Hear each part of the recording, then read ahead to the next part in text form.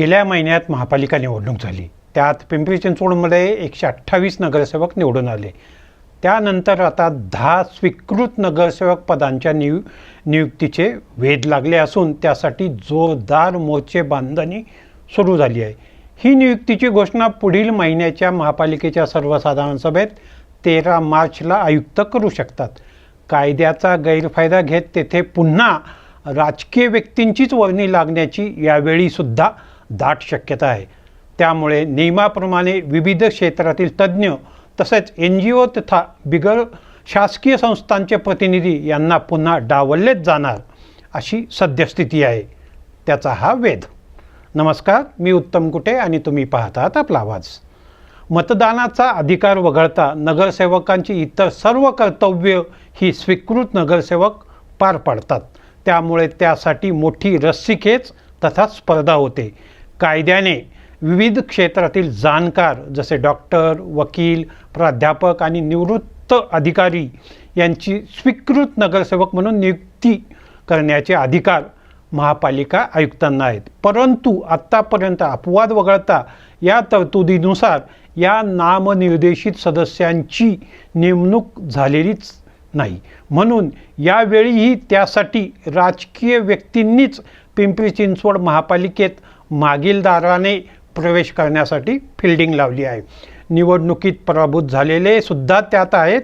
हे विशेष. गेल्या वेळी पिंपरी महापालिकेतील या नियुक्ती स्वीकृत नगरसेवकात राजकीय व्यक्तीच होते, विविध क्षेत्रातील तज्ज्ञ नव्हते. तोच कित्ता यावेळी पुन्हा गिरवला जाऊ शकतो. दरम्यान गेल्या वेळी असलेली ही संख्या आता दुप्पट झाल्याने त्यासाठी चुरस तथा स्पर्धा तशीच वाढली आहे.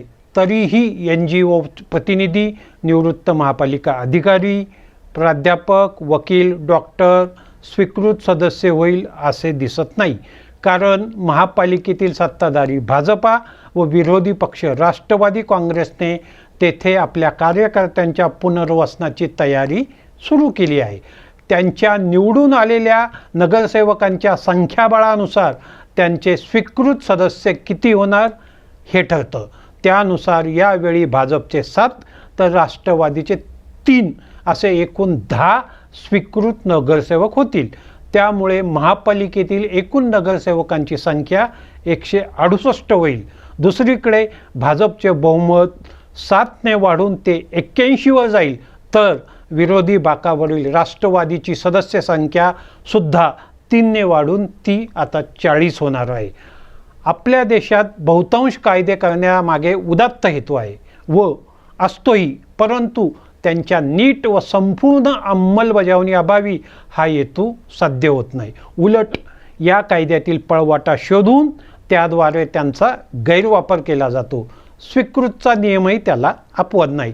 स्वीकृत सदस्य नियुक्तीसाठी बिगर सरकारी संस्था तथा सामाजिक संस्थेशी निगडीत असणेही आवश्यक आहे. म्हणून मग काही राजकारणी महाभाग एखाद्या अशा संस्थेशी संलग्न असल्याचे दाखवून पळवाट शोधून काढतात.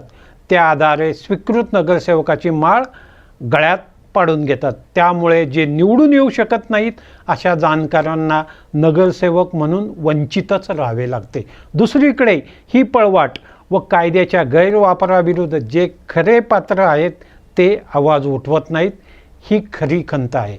त्यामुळे या संदर्भात समाजात जनजागृतीची नितांत गरज भासू लागली आहे.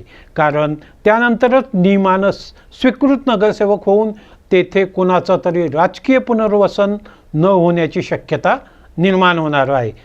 स्वीकृत नगरसेवक म्हणून राजकीय व्यक्तींचीच नेमणूक करण्याच्या या पडलेल्या चुकीच्या पायंड्याविषयी तुमचं काय मत आहे ते आम्हाला कमेंट करून सांगा. असाच आणखी एक विषय घेऊन लवकरच भेटू. तोपर्यंत पाहत राहा आपला आवाज. हाक तुमची, साथ आमची. धन्यवाद.